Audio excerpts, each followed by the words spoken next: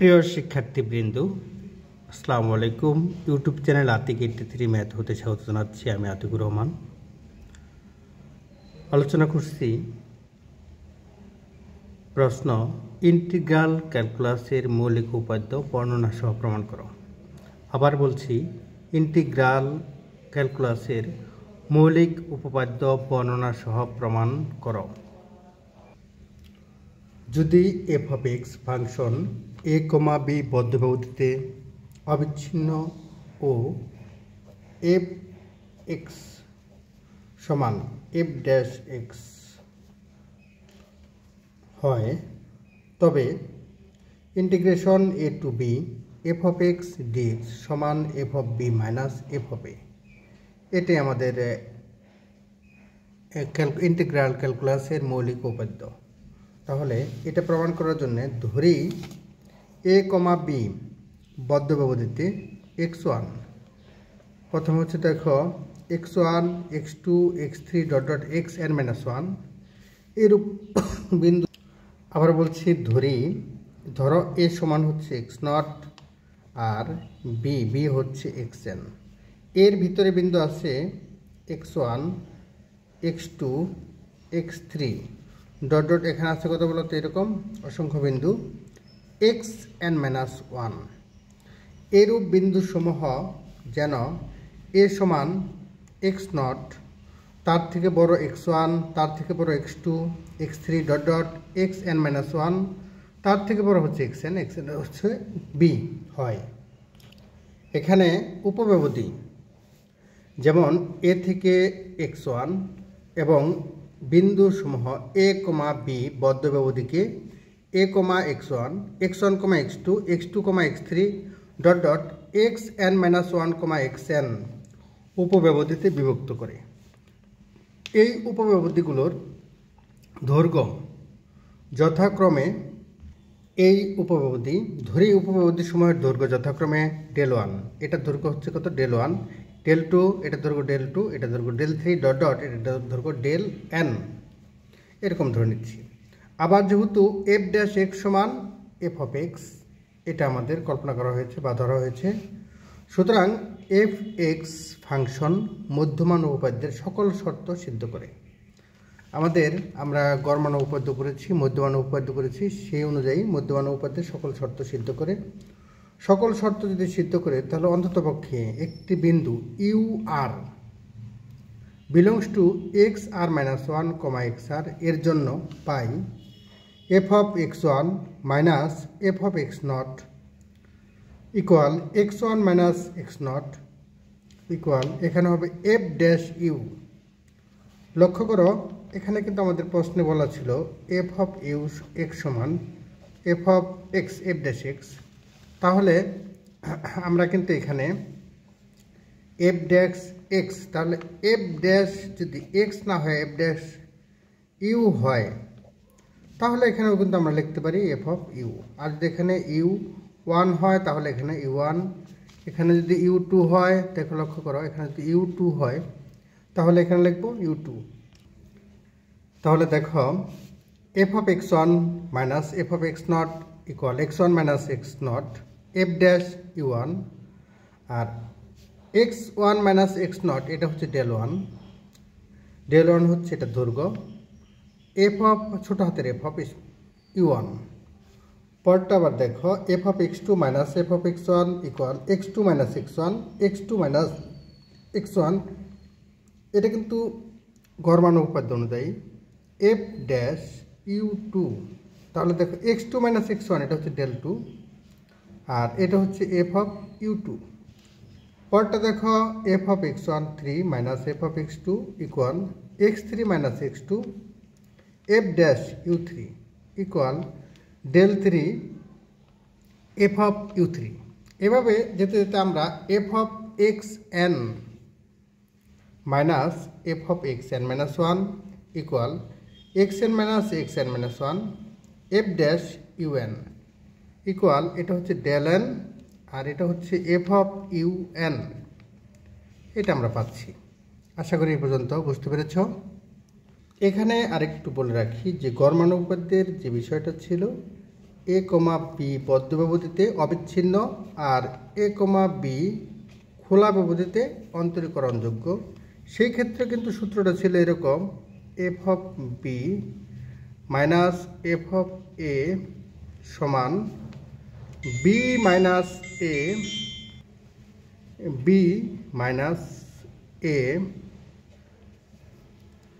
F dash, এখানে সির কথা বলা হতো সি না হয় এখানে ইউ হতে পারে যদি ইউ দেওয়া থাকে, ঠিক সেই উপপাদ্য প্রয়োগ করে এটা করেছে। এখন দেখো সবগুলো যদি যোগ করে দিই তাহলে দেখো এখানে এফ এক্স ওয়ান, এখানে মাইনাস এফ এক্স ওয়ান কাটা, এখানে প্লাস এফ এক্স টু, এখানে মাইনাস এফ এক্স টু কাটা, এভাবে কাটতে কাটতে শেষে কিন্তু এরকম থাকবে f x n minus f x not, আর ডান পাশে সবগুলো যোগ হবে, যোগ হয়ে summation i equal 1 to n, এটা হবে del i f u i. আমি এটা দেখাচ্ছি তোমাদের। এখানে যদি সব কিছু কাটাকাটি করি, তাহলে হবে F of x n minus f of x not. দেখো এগুলো সব এই কোনাকুনি সব কাটা যাবে, কাটতে কাটতে এই পর্যন্ত কাটা যাবে। এখানে থাকবে এফ অফ এক্স এন আর এখানে থাকবে f of x not equal summation,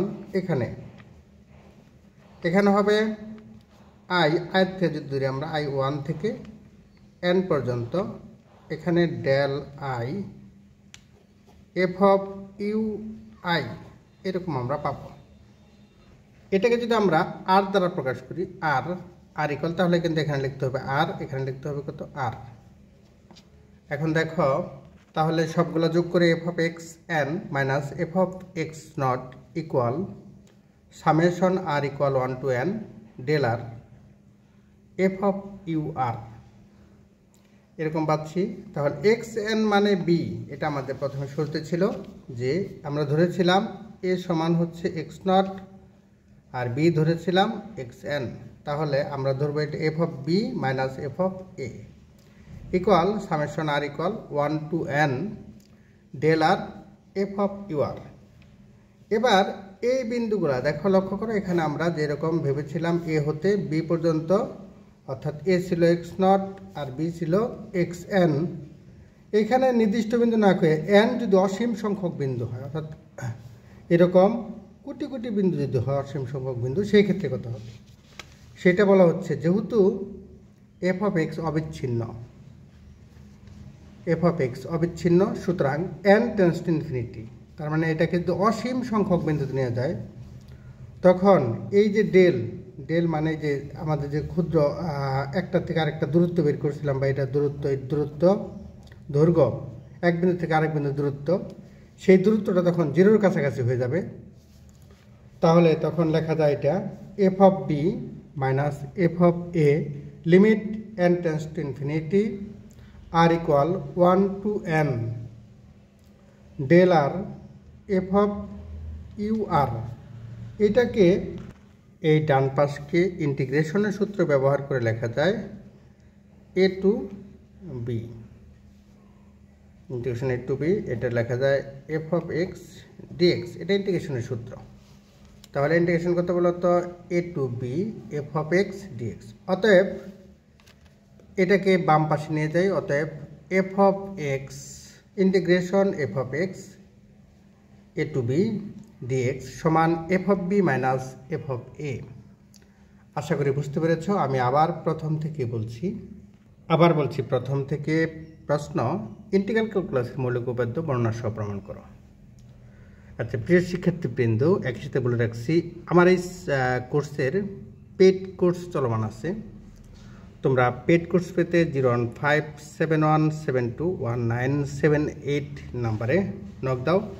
প্রত্যেক বছরের সাজেশন অনুযায়ী গুরুত্বপূর্ণ অঙ্কগুলো নিয়ে পেড কোর্স চলমান থাকে, আশা করি উপকৃত হবে।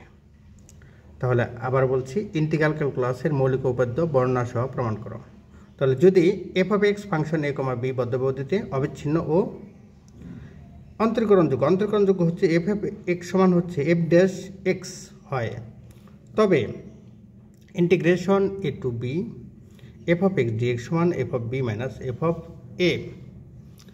এখন দেখো এখানে ধরি প্রমাণ ধরি এ কমা বি ব্যবধিতে x1 x2 x3 dot dot xn - 1 এইরূপ বিন্দুসমূহ যে a সমান x0 তার থেকে বড় x1 তার থেকে বড় x2 x3 বড় হতে হতে xn - 1 তার থেকে বড় xn সমান b হয়। সুতরাং বিন্দুসমূহ a comma b ব্যবধিকে a comma x1 x1 comma x2 x2 comma x3 dot dot xn - 1 comma xn উপব্যবধিতে বিভক্ত করে। আচ্ছা, ধরি উপব্যবধির সমূহের দৈর্ঘ্য যথাক্রমে del1 এটা দৈর্ঘ্য মানে x1 থেকে a বিয়োগ করলে যে রেজাল্ট হবে সেটা del1, x2 মাইনাস x1 এটা হচ্ছে del2, x3 মাইনাস x2 এটা হচ্ছে del3, আর b মাইনাস xn - 1 অর্থাৎ xn মাইনাস xn - 1 এটা হচ্ছে del n। আবার যেহেতু f dash x1 f of x, তার মানে কি, সুতরাং এফ এক্স ফাংশন, তার মানে ফাংশনটি দুটি শর্ত সিদ্ধ করলে, একটা হচ্ছে অবিচ্ছিন্ন আর একটা হচ্ছে অন্তরীকরণযোগ্য। তাহলে গড় মান উপাদ্য বা মধ্যমান উপাদ্য অনুসারে লেখা যায়, উপাদ্য অনুসারে এরকম লেখা যায়, গড় মান উপাদ্যের সকল শর্ত সিদ্ধ করে অন্ততপক্ষে একটি বিন্দু u r belongs to x r minus 1 comma x r এর জন্য পাই, এটা হচ্ছে সাধারণ বিন্দু, f of x1 minus f of x naught সমান x1 minus x naught into f dash u1, আর x1 মাইনাস x নট এটার মান হচ্ছে del1 আর এটার মান হচ্ছে এফ u1। পরটা দেখো f of x2 minus f of x1 x2 minus x1 equal x2 minus x1 into f dash u2, এটুকুর মান হচ্ছে del2 আর এটার মান হচ্ছে এফ অফ u2। এরকমভাবে যাচ্ছে শেষ পর্যন্ত আমরা f of xn minus f of xn - 1 সমান xn minus xn - 1 F dash un equal del n F of u1। এভাবে দেখো, এখন যদি সবগুলো যোগ করে দেই, এফ অফ x1 বাম পাশে আমরা যোগ করি, এই বাম পাশ যদি যোগ করে দেখো এফ অফ x1 কাটা, f of x2 minus f of x2 কাটা, কাটতে কাটতে এটাও কাটা যাবে, তাহলে থাকবে এফ অফ xn আর minus f of x not. আর এখানে সবটি সাজেশন আকারে লেখা যায়, সামেশন আকারে লেখা যায়, r equal 1 to summation r equal 1 to n, যেখানে del r r f of u r. তাহলে দেখো যোগ করে তাহলে এরকম পাচ্ছি আমরা এফ অফ বি, xn মানে b আর x নট মানে a, এরকম পাচ্ছি। যেহেতু এফ এক্স অবিচ্ছিন্ন, সুতরাং n টেন্স টু ইনফিনিটি, মানে এটাকে নির্দিষ্ট না করে n এর মান অসীম পর্যন্ত যদি নেওয়া যায়, তাহলে ডেল, এই যে আমরা দূরত্ব বের করছিলাম সেই দূরত্বগুলা একদম জিরোর কাছাকাছি হবে, ডেল টেন্স টু জিরো হবে। অতএব এফ অফ বি এটা just limit tends to infinity বসিয়েছি, আর এটার মানেই হচ্ছে integration a to b f of x dx.